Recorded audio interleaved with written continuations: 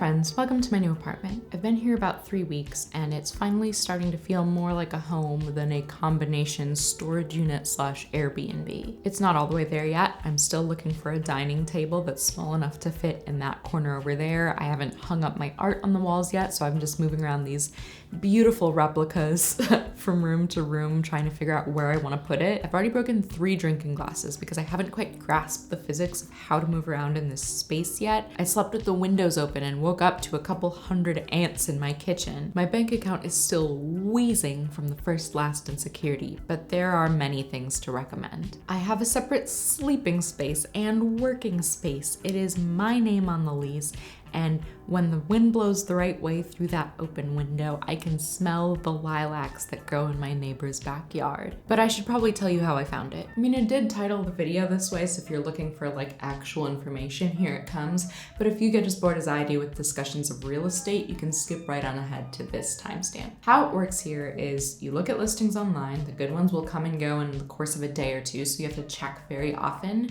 And then when you find something in your price range and general neighborhood you want to be, you contact the broker to see it. The broker is usually hired by the landlord to show the apartment, but the landlord doesn't pay that person. You pay that person, usually the price of about 1 to 2 months rent for showing you the place. You can also hire a broker to work on your behalf, so they find you listings, they help you submit all your application paperwork, and then they'll just split the fee with the landlord's broker so you don't have to pay it twice. That supposedly gives you an edge sometimes. I think it used to when I moved here 6 years ago. So I did this, we met up one afternoon and saw 4 or 5 apartments, and then I just picked the one that I liked best, but that's not really a thing anymore. Since 2021-ish, when all the people who left the city during lockdown started coming back, it's even more competitive and it hasn't settled down. So now they'll just set up an open house on like a weekend or an evening, and the broker will come open up the place for like 2 hours, but you want to get there 15 to 30 minutes ahead because there will be a line at the start time. You go see it with all of the other people who are interested and also want to rent the place, and then probably a dozen of you will submit applications, and then they just pick whoever makes the most money. Sometimes 1 or more of those people will just offer to pay a higher rent than they're asking, and then they'll get it. That's why it took me so long to find something, because I'm a freelancer, which apparently no one believes is a real job, and who starts a bidding war on rent? It's all very precarious, and I know it's not just a New York thing, it's like an everywhere thing. We need better rent regulation, because if it's like this for me, with every privilege I have available to me, no wonder more people are becoming unhoused, no wonder people are in crisis. It is untenable. So all told, it took me 6 weeks to find the place, and it'll be about 6 weeks to get settled, and that's a long time for me. My last place, and granted it was a furnished sublet, but I moved in while actively ill with the COVID infection that I got as a parting gift from my old neighbor.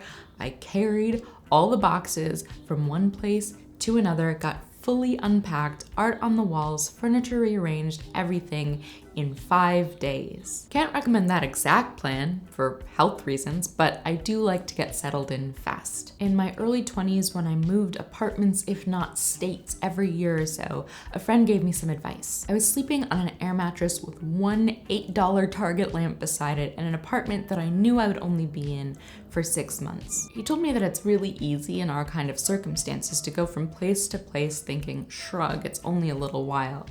But if you're not careful, a shitty few months plus a shitty few months plus a shitty few months adds up to a life. So when you can, always sleep on a real mattress, always put art on the walls.